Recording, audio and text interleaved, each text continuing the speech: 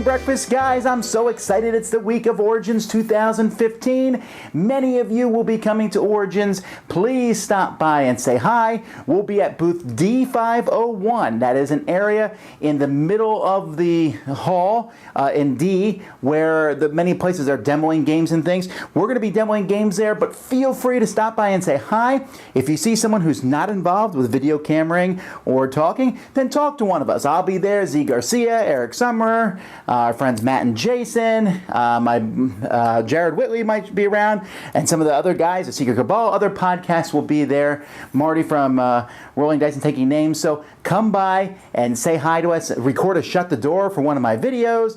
And I'll talk about another reason you should come by. Our live show is at 9 o'clock, which is kind of late, p.m. Eastern Standard Time on Saturday. So come on now for that. And there's other things. We have our schedule up on our website, dicetower.com, so you can find out about that. But don't worry, this whole week is not going to be just about Origins. We have plenty of other things coming your way, and let's get started with the news. In the news, Mayfair has announced a couple Gen Con events. They're going to be breaking the world record for Catan, which they set last year, which makes me wonder why you'd want to be involved in that if you're pretty sure they're going to break it next year. You can say, I was once part of the world's largest until the following year. Who knows? They're also running it at Friday at 7 p.m., so if you're going to that, you're not going to be at the Dice Tower show, but maybe Catan's better, probably. They're also going to be showing off their new 5-year mission. It's a cooperative Star Trek dice game. That is the extent of what I know about it, but you can play it with Counselor Deanna Troi. Tasty Metro Game has announced several new games. One that people are really excited about is a reprint of the 2010 game Luna from Stefan Feld. People really like his games, and this is one that has gotten a lot of good buzz. Also, Cthulhu Realms, which they say is kind of based on Star Realms. Well, that's intriguing. So I wanted to see what that would look like. Yellow has released some expansions for their Guardians game. Modiphius shows off the artwork for Conan. And Conan is probably going to be one of the biggest releases that comes out. I'm sure it will dwarf much else when it does come out. And that cover looks very Conan-ish-y, huh? Ape Games is showing off a little bit about Arcadia, which is a small game about building your own theme park. Bruno Fiduti announced a new game coming from Passport and Fun Forge, Warehouse 51. This is kind of an auction-style game where he's working on with some of the designers that he worked on when he made Formula E, the elephant racing game. Gen Con has announced a record number of events. I wonder when this trend of going up for all these conventions is going to stop, but it just goes up every year. Stronghold is going to be reprinting The Golden Ages, which is a game from Europe that we reviewed earlier. A really, really cool game. Quinted Games made it like a Euro-style civilization game. So that's...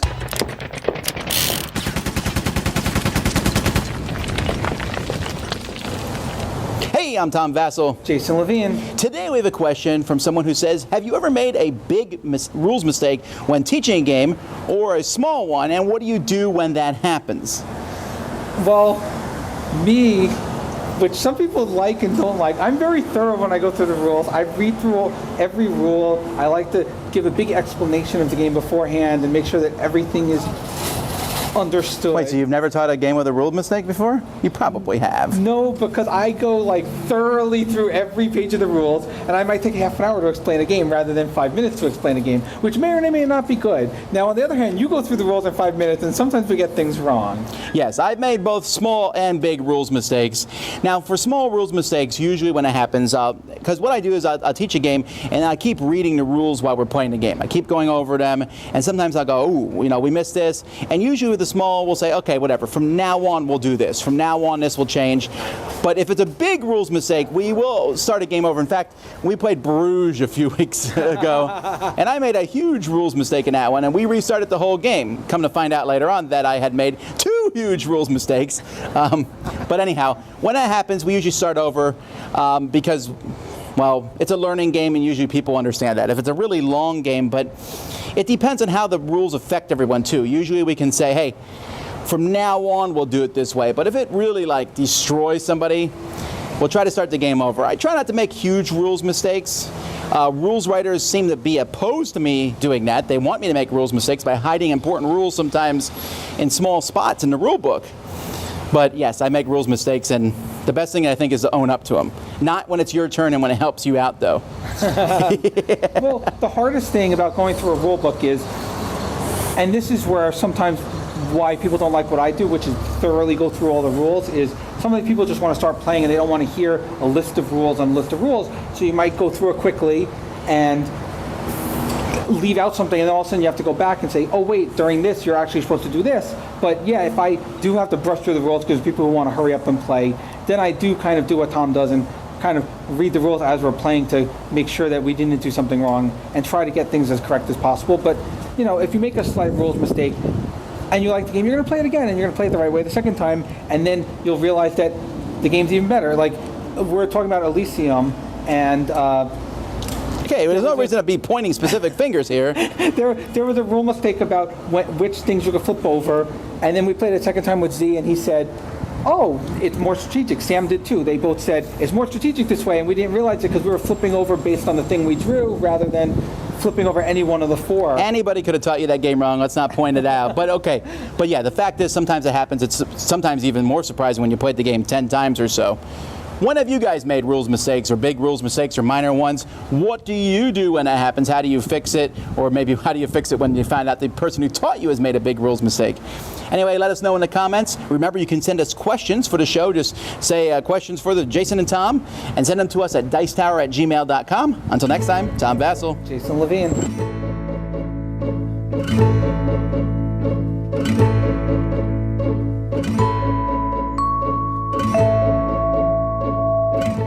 I'm Ian from Openbox Games Jr. and welcome to Component Moment. And today I'm not just telling you about components, I'm warning you about them.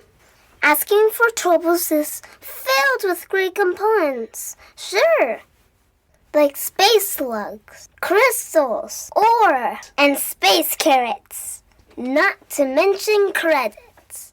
It also comes with vermin called Troubles. Troubles are horrible creatures that take up space, talk in theaters, eat puppies and kittens, and leave the toilet seats up. You want to use your ships to rock around the board and collect the resources you need to rid the world of nasty troubles. And I'll be there to help you along the way, because I'm a component in the game, too. Complete with a proper quote. This week's Origins. Track me down and I just might have a prize for you. Watch for my reports. See you next time. Bye. Today I'm going to be a little self-serving here and show you a couple promos. These are promos that we have available on the Dice Tower website, but we're also bringing them with us to Origins. We'll also have some leftover stuff, not from this year's Kickstarter, which by the way is shipping very soon, but from last year's Kickstarter. We'll have extra playmats and dice towers, but we also will have a dice tower that we're only going to have at conventions. Now, we won't just have these at Origins, we'll have them also at Gen Con, and we'll have them at Dice Tower Con and other conventions. But this is a dice tower that comes in a box that looks like this. And when you open it up, inside you have the different pieces, and I really like this one just because of how it looks. It has these gear pieces on it, and then it has the Dice Tower logo. And so let's take a moment here and put the sucker together.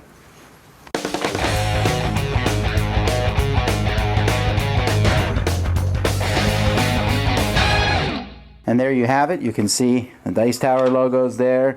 I like how the dice are actually holes that are in this.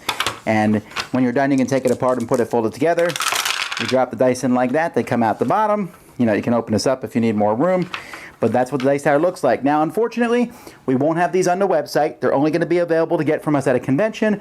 We do that for several reasons. Shipping is one of them. And also, we want to have something cool. Now, I only have so much room to bring these to Origins, so we're going to have a very limited amount. If you want one, you can email me at dicetower@gmail.com and let me know to reserve you one so that you'll get one for sure that way. Otherwise, you can come by and see if they're there. We'll give them out for a donation of $40 to the Dice Tower. And then again, we have the other stuff. But even if you don't want that, we got ribbons for the Dice Tower. I'm very excited about these ribbons. These are free. Just come by and grab a Dice Tower ribbon. We'll give you one of those. And we'll certainly want to say hi to you no matter what. So come by and see us at our booth, D501.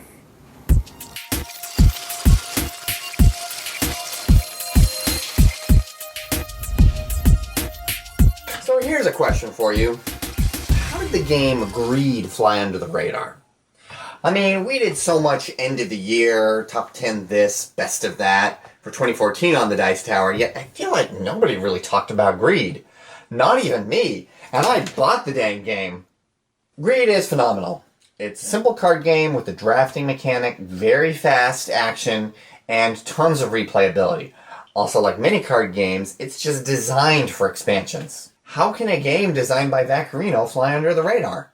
Well, or maybe that's the problem. Is Donald Vaccarino like the M. Night Shyamalan of the board game universe? Maybe it backfired to do it as a Kickstarter. Maybe some of the subject matter turned some people away. After all, it seems like the point of the game is to have the most successful sexually oriented businesses. What might have hurt it was the fact that 700,055 other games came out in 2014, and any one single game is going to struggle for attention against that kind of competition.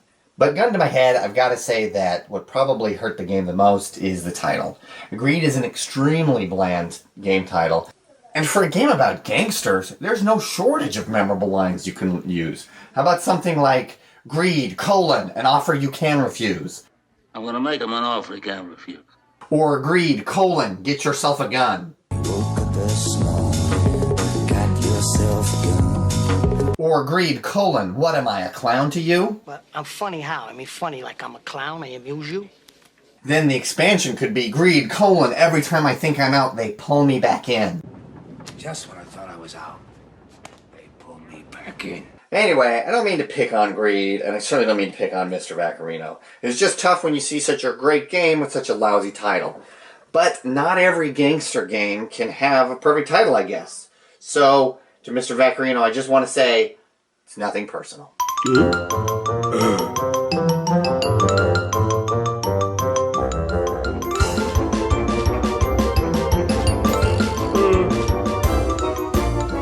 So this week from the Dice Tower, usually our weeks at conventions are lower, but we have a full slate. We actually have 30 videos that are going to be going up on the Dice Tower this week.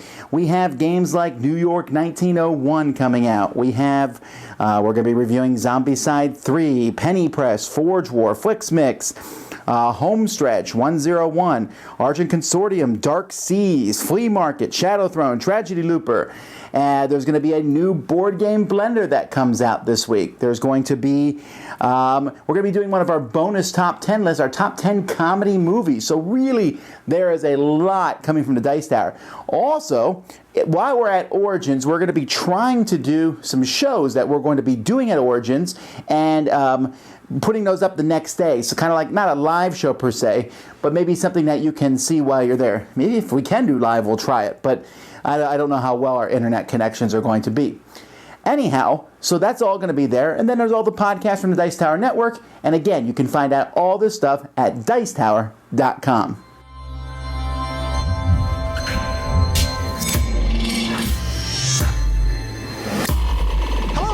Chaz Marler from Pair of Dice Paradise here, fresh from playing Spectre Ops, a game in which one player takes on the role of a secretive agent who moves cautiously through a compound operated by an evil organization called Hunters.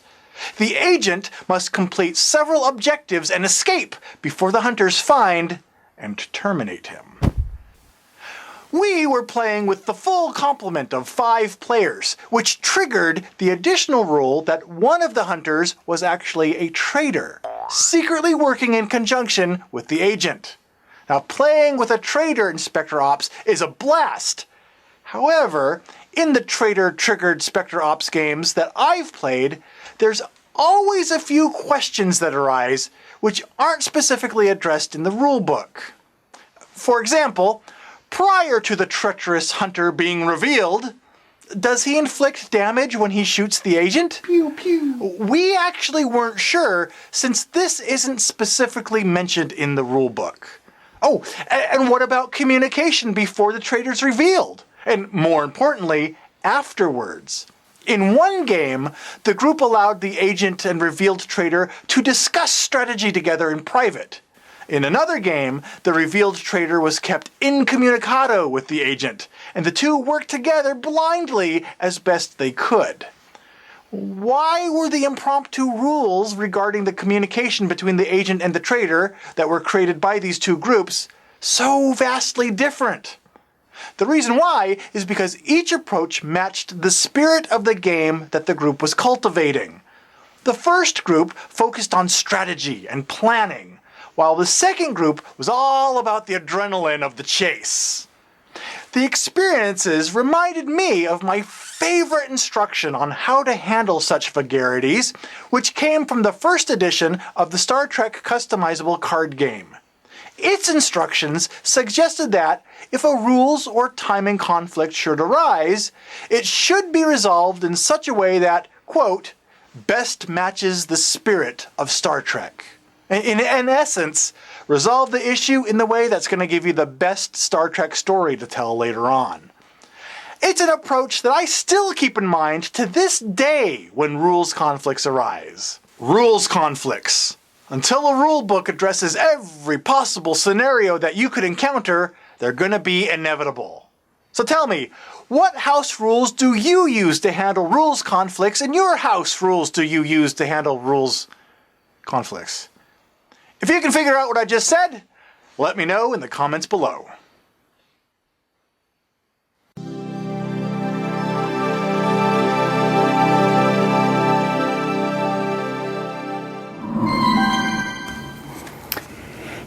And it's time for 5 more great expansions that I enjoy, and we're hitting a top third today. So let's get started here with an expansion for Marvel Legendary Dark City. This was the first expansion. It did a lot of things that people wanted. They wanted different artwork on the cards, and it gave them that. It wanted a whole lot of bad guys and good guys, and Dark City did that. It's still the best expansion that they put out. They put out some cool small expansions, Fantastic Four, Guardians of the Galaxy, Spider-Man, etc. But Dark City just had a lot of stuff in it, and I liked it very much for that reason. On the flip side, here's a very small expansion, Fisherman for Catan. Now this one actually was included later on in the Traders and Barbarians set that came out for Catan, but the Fisherman of Catan, which was called, originally came out in a magazine. And I remember playing it, I was like, oh, let's try this out. And I was floored by just how simple it was. Essentially, it let you, if you had settlements on the outside areas that of the basically the grid that you made of Settlers of Catan, you'd put little fishing areas out there, so they'd be next to a hex or 2 hexes, and then also next to a fishing area. And if that number was rolled, you'd get a fish token, and you draw a token. It would have 1, 2, or 3 fish, and then you could trade these fish in for development cards, for resources, and things like that. And what a cool thing. It made those outside areas just as useful as the inside areas, and I really enjoyed that, the Fisherman of Catan. Vexation is even a smaller expansion. Now, I am not a big fan of Trans-America or Trans-Europa, which are essentially the same games, just in different continents. But a lot of people do like them. But Vexation, I like it for 2 reasons. One, Vexation made Trans-America more fun for me. It did. Instead of using this network, you could have a few spots, there's just a few tiles, rails that were your color, that only you could go through them. And it changed the game into a slightly more cutthroat game, and I enjoyed that. Secondly, Vexation was one of the very first reviews that Eric Summerer did on the Dice Tower audio podcast. When I heard him do it, I said, wow, this guy's really good at doing these reviews of games. And look where he is now. So thank you, Vexation, for that. Then we have Cities for 7 Wonders. Now, I was not as huge of a fan of the 7 Wonders Leaders expansion. I liked it, but I didn't think it was all that in a bag of chips, but many people did. Cities was more where I was at. It added more cards. It added more ways to mess with each other. It added, just extra stuff. And also, you were never sure what might come up and around, and I enjoyed that. Just an uncertainty that some cards might not be there. And it just added more stuff, which is always kind of one of my favorite expansions. And while the other Babel's, the big darling expansion of Seven Wonders, and I do like that one a lot, I thought this one was very good, and I almost always play with it. And then finally, we have the Wizard's Tower for Castle Panic.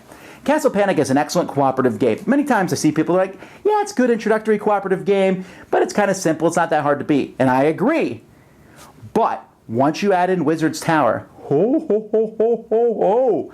does that game get much harder and much more challenging. If you thought it was okay, try it with Wizard's Tower. It really ratchets up both the difficulty and the fun of Castle Panic. I will never play without the Wizard's Tower if I can, just because I think it makes the game that much more enjoyable and puts it on a difficulty level where adults will have a hard time taking it down, which is always part of the fun. All right, we're in the top 30 next week. See you then. Hey gamers, welcome back to the bakery. My name's Doug, the Board Game Baker, and today we're going to solve world peace and a few other things.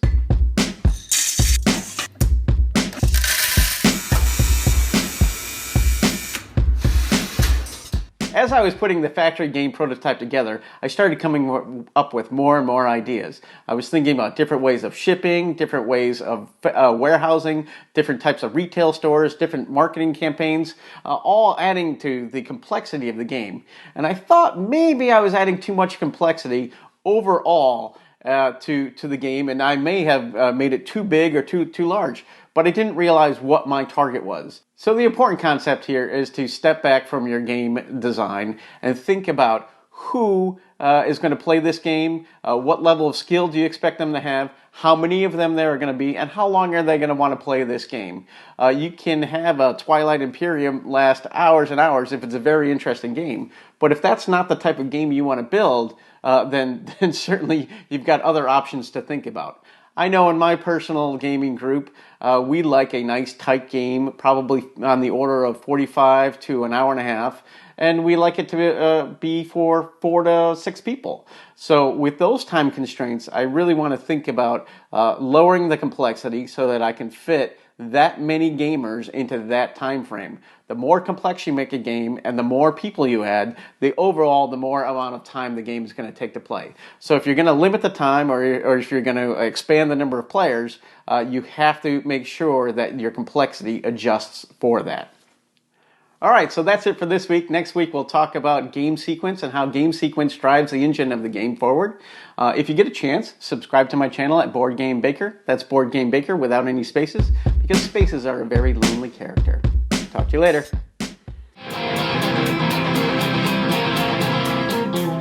Hi kids, I am Cody of the Discriminating Gamer. Now, last week, Evil Cody and I, we sat down, we played a game, and we discussed what IPs, books, movies, TV shows, did we think would make great tabletop games that for whatever reason hadn't been made into games yet. And we came up with some good ideas. We had some people comment and give us some good ideas. And I've been thinking, too, about some of these IPs that I would like to see turned into tabletop games. Stephen King's The Stand is a fantastic novel. I would love to see some kind of a game based on that. I could see it would lend itself well to a deck builder, or maybe even a kind of a War of the Ring type game. You know, I don't know, but I think there's something there that could be mine. One of my favorite movies of all time is Dr. Strangelove, or How I Learned to Stop Worrying and Love the Bomb. I could totally see some kind of quirky twist on a Twilight Struggle scenario with a Dr. Strangelove IP. I think that'd be great. So to my knowledge, Watchmen, a great comic book and film, has not yet got its own game. I think Cryptozoic might be putting out one of the DC deck building games with the Watchmen theme in it, but I would really like to see some cool game based on Watchmen. We had some people comment last week, said they'd like to see Blade Runner or League of the Extraordinary Gentlemen turn into games. I think those would both be great properties to mine for a tabletop game. So once again, let me ask you, what IPs do you think that have not yet got the board game, card game, tabletop treatment do you think should hit the tabletops? Let me know. This is Cody with the Discriminating Gamer. Again, adieu. Somebody help me on my feet again.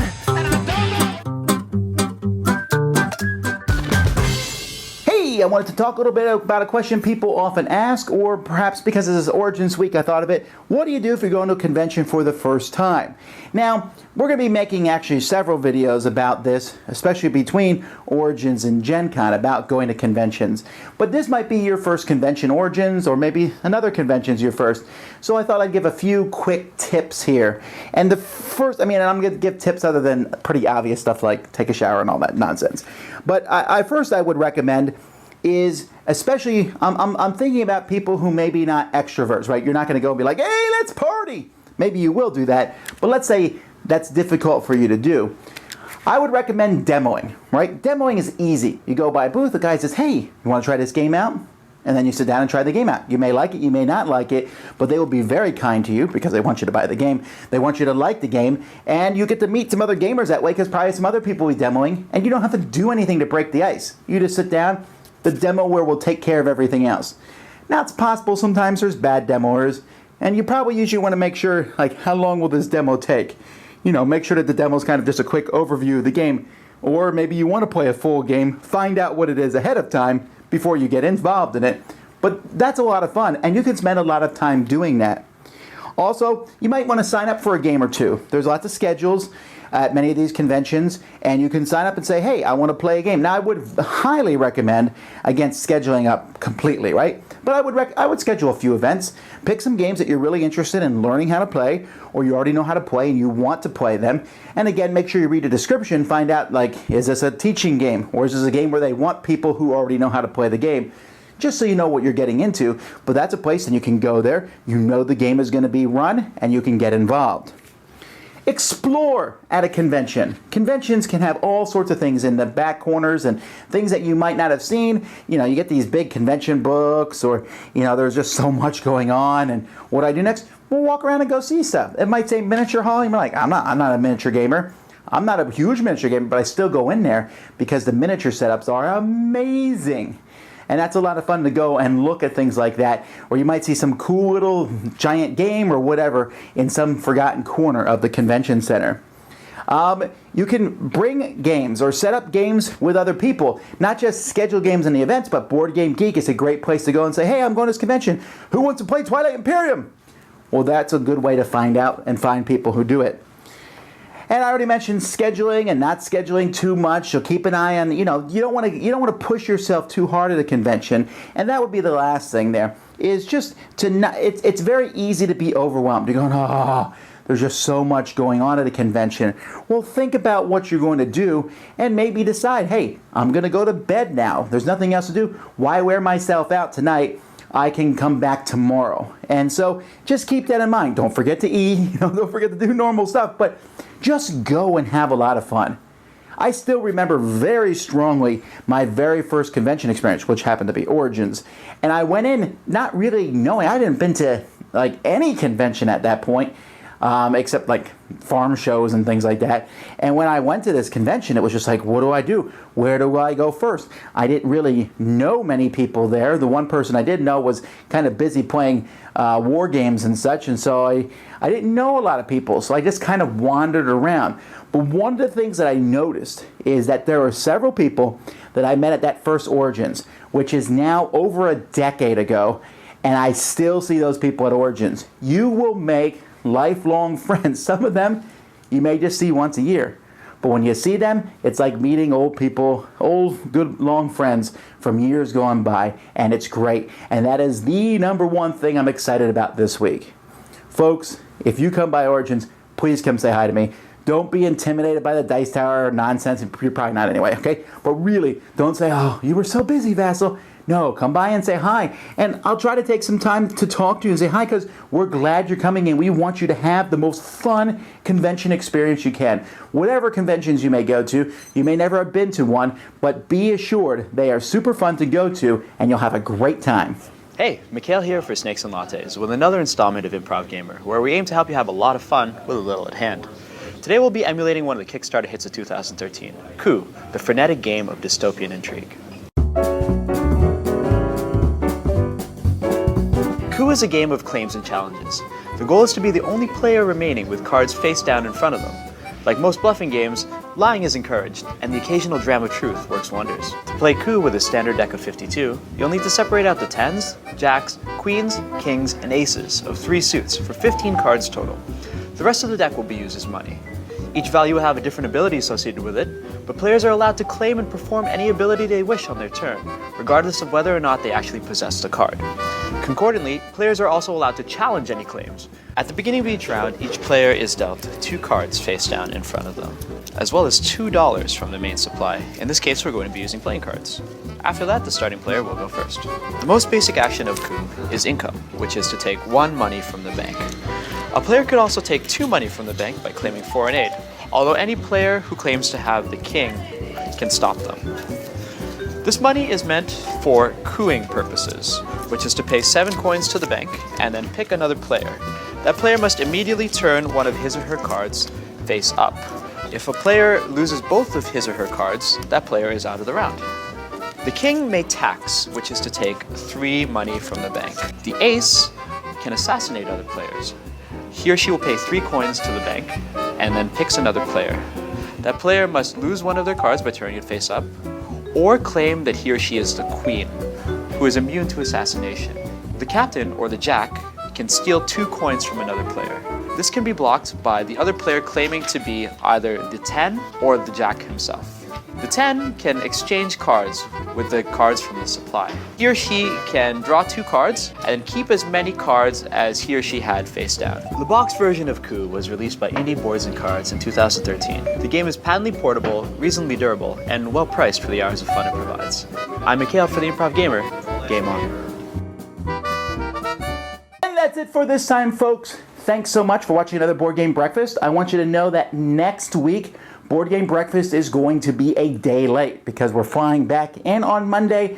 So I'll be putting Board Game Breakfast together on Monday and we'll be posting it on Tuesday. But do not fear, it will be back and we'll be doing more of this and then we'll be preparing for Dice Tower Con after that and then Gen Con and then Acid. Okay, they will never end, right, what we're preparing for. But the one thing we're always prepared for is to talk about fun games that you can play. I hope you do that this week, no matter where you are in the world. I hope you have a great time playing games, and I hope to see you guys again. Until next time, I'm Tom Vasel, and you've been watching Board Game Breakfast. Thanks for watching Board Game Breakfast. Tune in each week for your daily dose of gaming goodness with Tom Vasel and all the gang. Until next time, I'm Eric Summerer, and you've been watching Board Game Breakfast, a Dice Tower production, sponsored by Cool Stuff Inc., an amazing place to buy board games. Cool Stuff in stock at CoolStuffInc.com.